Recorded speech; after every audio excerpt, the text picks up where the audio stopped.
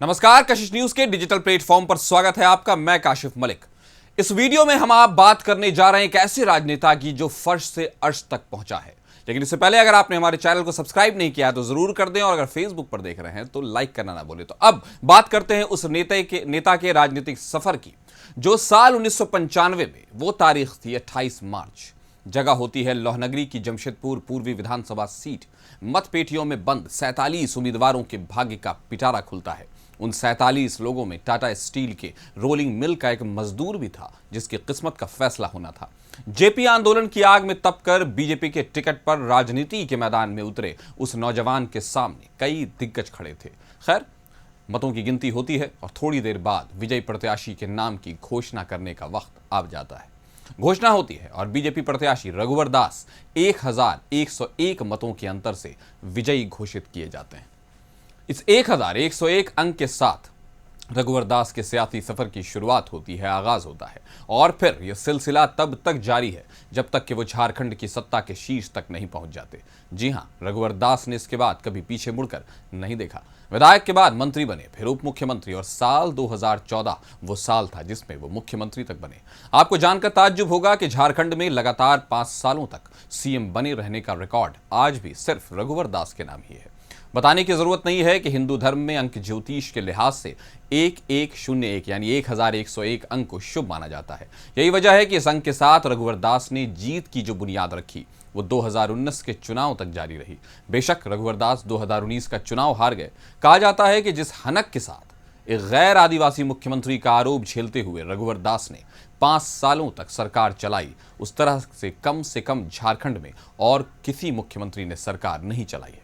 हालांकि 2019 के विधानसभा चुनाव में हार के बाद कुछ दिनों के लिए रघुवर दास अलग थलग जरूर पड़े, लेकिन दिल्ली में जबरदस्त पकड़ होने की वजह से जल्द ही पार्टी ने उन्हें राष्ट्रीय उपाध्यक्ष बनाकर मुख्य धारा में ला दिया। इसी बीच बाबूलाल मरांडी की बीजेपी में एंट्री होती है।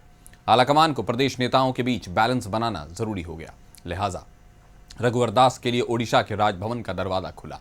आज रघुवर दास ओडिशा के राज्यपाल हैं।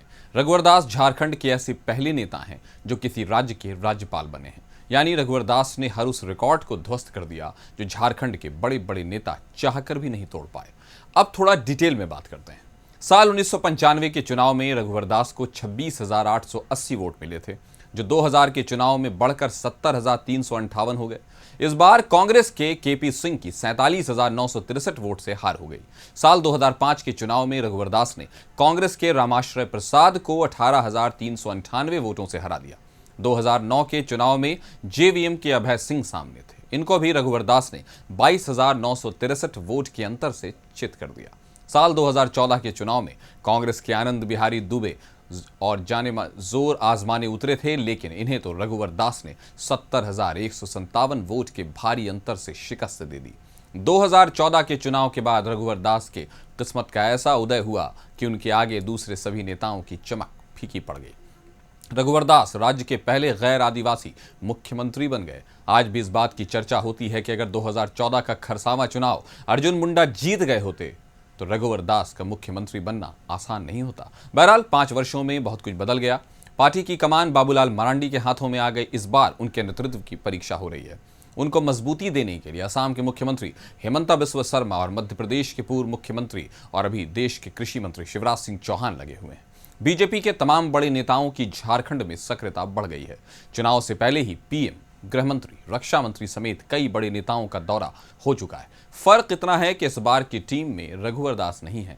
हालांकि आज भी झारखंड की सियासत में रघुवर दास प्रासंगिक हैं।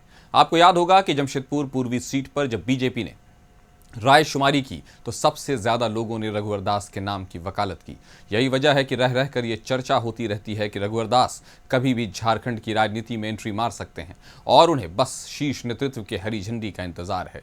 हालांकि ऐसा होता है या नहीं, ये वक्त बताएगा। तो फिलहाल हमने जो आपके सामने खबर पेश की वो यही थी।